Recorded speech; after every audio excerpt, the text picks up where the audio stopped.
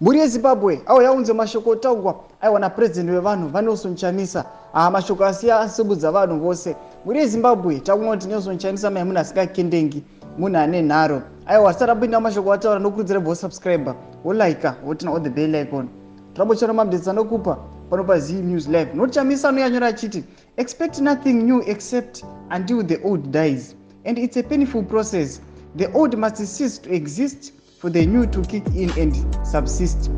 It may look impossible, but we will make it because God is in it.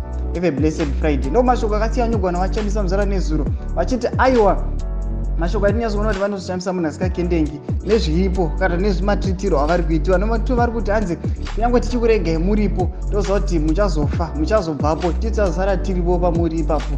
Muri yeZimbabwe aiwa ndodhonza musoro chaiyo.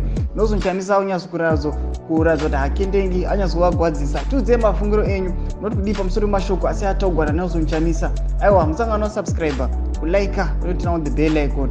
Tambochera mabdetsa rokupa pano pa Z News Live.